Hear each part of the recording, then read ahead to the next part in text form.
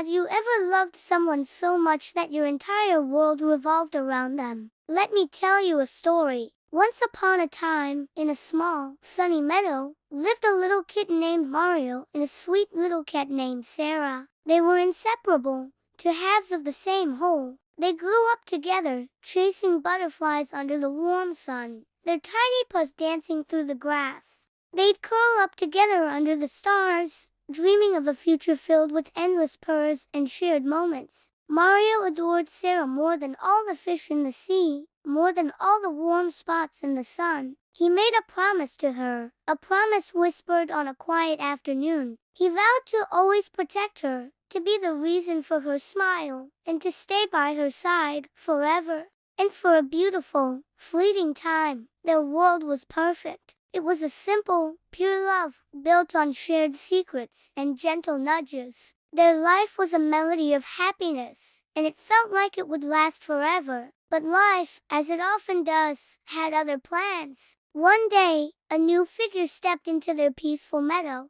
His name was Max, a magnificent lion. His golden mane shone like a crown under the sun.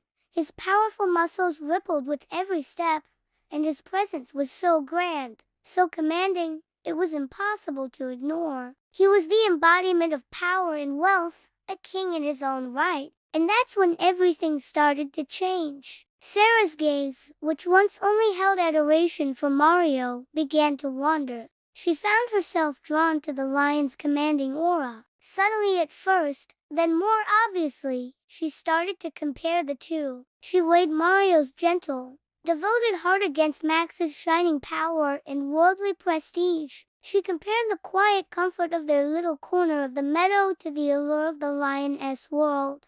A world filled with luxury, admiration, and pride. It was a classic tale, the simple, true love versus the dazzling, powerful attraction. Mario watched, his heart aching, as the love of his life began to drift away. He saw the distance growing between them, an invisible wall built brick by brick with every glance she gave the lion. He felt her slipping through his paws, drawn into a different world, a world where he, a simple kitten, didn't seem to belong. The sparkle in her eyes when she looked at Max was a sparkle he used to inspire, and that realization was a quiet torment. The day came when Sarah made her choice. She decided to leave the meadow, to follow Max into his world of grandeur. When she told Mario, he didn't fight, he didn't argue or plead. He just stood there, motionless, silent, as his world crumbled around him. He watched her walk away, each step echoing the sound of his heart breaking into a million tiny, irreparable pieces. The silence that followed her departure was louder than any storm.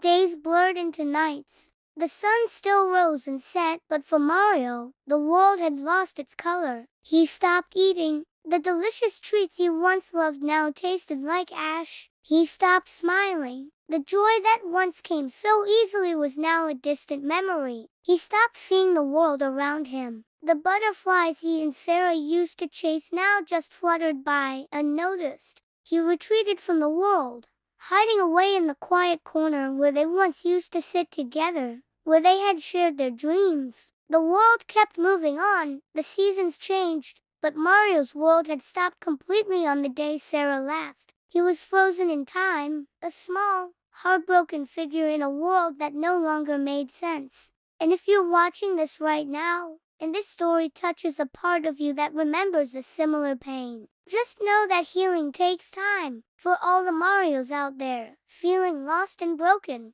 please don't give up. The world may seem dark now, but light can find its way back in. Be gentle with yourself. Don't be sad, Mario. Your story isn't over yet. Thank you so much for watching and for listening to the story with me. If it resonated with you, please consider liking this video and subscribing to the channel for more stories from the heart. Take care of yourselves, and we'll see you in the next one.